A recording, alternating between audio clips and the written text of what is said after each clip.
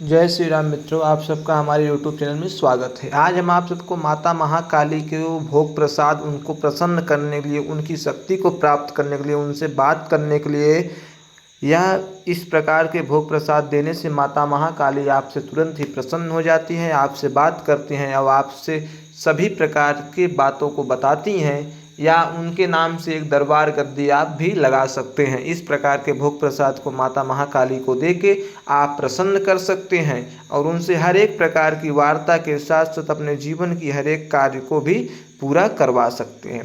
जैसे कि दोस्तों, महाकाली यह वह शक्ति है जो कि साधक के ऊपर प्रसन्न हो जाए तो सब कुछ साधक के लिए दे देती है, साधक के जीवन में हर एक प्रकार के मंगल कार्य को भी पूर्ण कर देती है।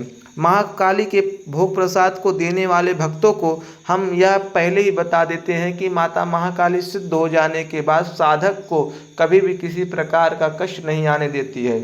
और माई जब कृपा करती है आप सब भक्तजनों के ऊपर, तो आप ये अपने मन में ये ध्यान रख के करिए कि आपको किसी भी प्रकार के गलत कार्य को नहीं करना है और सदा सदुपयोग करके ही माता की शक्ति का प्रयोग करना है। तो माता रानी को जो भक्तजन प्राप्त करना चाहते हैं, इस नवरात्र के पावन अवसर पर इस प्रकार के भोग प्रसाद को चढ़ा के माई की कृपा को प्राप्त कर सकते हैं। माता महाकाली उस भक्त के ऊपर दौड़ते दौड़ते आएगी, सवारी के रूप में या स्वप्न दर्शन, जिस प्रकार से भक्त चाहेगा उस प्रकार से माता महाकाली उसे दर्शन, उसी शक्ति भी प्रदान करती है। जिन साधक जनों को आज तक कभी अनुभव नहीं हुआ, कभी उन्होंने शक्ति को समझ ही नहीं पाया, या उन्होंने बहुत प्रयास किया लेकिन माता का किसी प्रकार से उनके ऊपर प्रभाव नहीं पड़ा, माता ने किसी प्रकार से उनकी शक्तियों का वो अनुभव नहीं कर पाए, माता का कभी दर्शन नहीं पाए, तो उनके लिए यह भोग प्रसाद दे के माई की कृपा को अवश्य प्राप्त कर सकते हैं। शनिवार को भी यह भोग बहुत ही प्रसन्न माता को करने वाला है। अगर आप नवरात्र के बाद भी अगर आप साधना करना चाहते हैं तो शनिवार के दिन इस प्रकार के भोग मात्र दीजिए, तो 5 शनिवार के अंदर ही माता की कृपा, पूर्ण शक्ति, पूर्ण विद्या आपको प्राप्त हो जाएगी। अब आपको भोग प्रसाद का पहला सुनिए कि किस प्रकार से पहला भोग देना है आपको। माता महाकाली को पहला भोग बंगला पान यानी कि पान के पत्ते को उल्टा रख के उस पर लौंग, इलायची, बतासा और कपूर रख के अग्नि को जला दें, तो ये पहला भोग हुआ माई का, जो कि नॉर्मल सभी लोग जानते हैं, सभी लोग इस प्रकार से भोग देते हैं। आपको पान का पत्ता लाना है, 7 पान के पत्ते लाने हैं, 7 पान पत्तों को उल्टा रख देना है, पानी से धो देना है, उस पर 1-1 बतासे रख देने हैं, 2-2 लौंग रख देने हैं, 1-1 कपूर रख देने हैं, और माता महाकाली के नाम से अगर आपको कोई मंत्र आता है तो उस मंत्र को बोल के आप जला सकते हैं। जैसे मंत्र ओम क्रीं कालकाय नमः, या ओम जयंती मंगला काली भद्र काली कपालिनी दुर्गा क्षमा शिवा धात्री स्वाहा सुधा नमस्ते, इस प्रकार के मंत्र भी आप बोल सकते हैं। या तीसरा मंत्र बोल सकते हैं काली काली महाकाली काल के परमेश्वरी सर्वानंद करे देवी नारायणी नमस्तुते।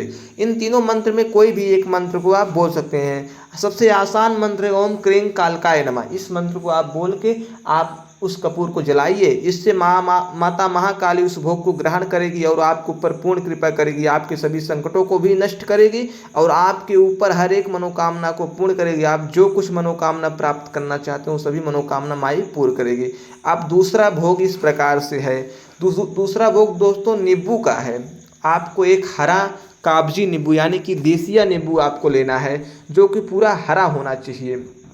आपको एक हरा नींबू लाना है, या तो आप 1 नींबू लीजिए तो आप 3 नींबू लीजिए, वैसे आप 3 नींबू लें तो अधिक अच्छा रहेगा। शनिवार को ही भोग अगर आप देना चाहते हैं। अगर आप नवरात्र में करना चाहते हो तो नवरात्र में 9 दिन का भी भोग इसी प्रकार से दिया जाता है, जो कि दिए गए नंबर पर संपर्क करके आप प्राप्त कर सकते हैं, या हम इस वीडियो में भी बता दे रहे हैं, उस वीडियो के माध्यम से भी आप प्राप्त कर सकते हैं। तो अब आपको हम बताते हैं कि माता महाकाली का दूसरा भोग इस प्रकार से है। नींबू को आपको माता महाकाली के नाम से रात्रि को सीधी खड़ी नींबू को खड़ा करके धारदार चाकू से माता के नाम से बलि देना है, और नींबू के 2 टुकड़े हो जाने पे दोनों टुकड़ों पे कुमकुम का टीका लगा के, दोनों टुकड़ों पे कपूर जला के, इसी क्रीं कालकाय नमः इस मंत्र का जप करके माई को बलि प्रदान करें, तो आपके ऊपर माता की विशेष कृपा है। और विशेष रूप से यह तंत्र काट के लिए भी माना जाता है। तंत्र मंत्र को नजर टोना हटाने के लिए यह भोग बहुत ही उपयोगी है। अब तीसरा भोग माता को सफ़ेद रंग की मिठाई सफ़ेद रंग की दूध की बनी मिठाई माता को अति प्रिय है। दोस्तों यह आपको बहुत ही गूढ़ रहस्य है, इसको सब नहीं बताते हैं। सफ़ेद रंग की मिठाई माता को इसलिए प्रिय है, दूध की बनी मिठाई को माता को अति प्रिय है, क्योंकि माता महाकाली के अंदर सभी प्रकार के अंश, सभी प्रकार के रूपों का निवास होता है। इसलिए माता सफ़ेद रंग की मिठाई पे अति प्रिय होती है। सात्विक भक्तजनों को अगर माता की कृपा सिद्धि चाहिए तो सफ़ेद रंग की मिठाई शनिवार के दिन माता महाकाली को अवश्य ही चढ़ाएं। अब दोस्तों चौथा भोग प्रसाद इस प्रकार से, अगर आप माता महाकाली की शक्ति को, सिद्धि को पाना चाहते हैं और उनके कोई वीर और दूत को लेना चाहते हैं तो आपको काले जाम, यानी कि जो दोस्तों काला प्रकार, काले काले मिठाई होते हैं जो सीढ़ी में डूबे रहते हैं, उसे काला जाम कहा जाता है।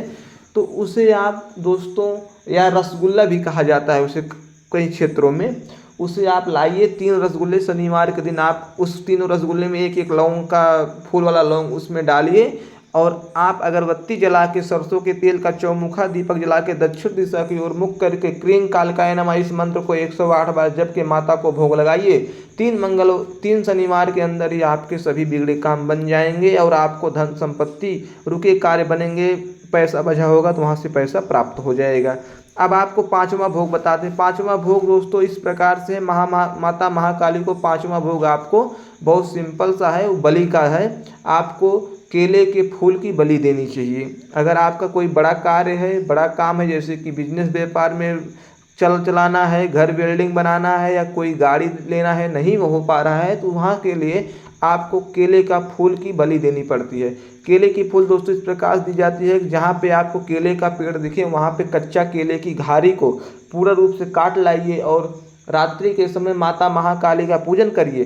सिंदूर से उस केले का श्रृंगार करिए, 16 श्रृंगार उस केले के चढ़ाइए और सिंदूर से उस केले को लेपन करिए और एक धारदार हथियार से एक ही घाव में केले का, जो खाने वाला केला है दोस्तों, अलग होना चाहिए और उसका नीचे का फूल होता है वो फूल अलग हो जाना चाहिए। इस प्रकार से महाकाली को बलि देने से माता अति प्रसन्न होती है और आपके सभी मनोरथों को पूर्ण करती है।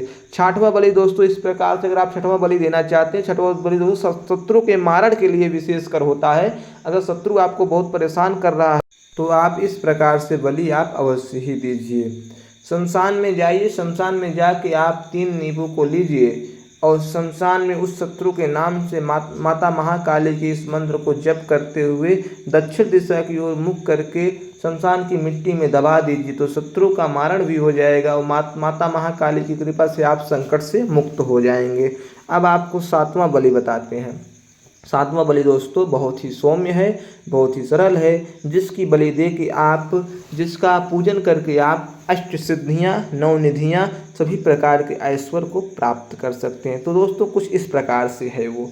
7वां बलि दोस्तों, माता महाकाली को 16 प्रकार के श्रृंगार चढ़ाइए, काले श्रृंगार को चढ़ाइए और माता महाकाली के साथ आप उनकी उल्टी परिक्रमा करिए और माता महाकाली को एक अनार, लाल पूरा पका हुआ अनार का बलि उस मंदिर में दीजिए, तो माता महाकाली आपको प्रसन्न होकर सभी मनोरथों को उसी समय पूर्ण कर देती है। जय श्री राम, जय हनुमान जी महाराज।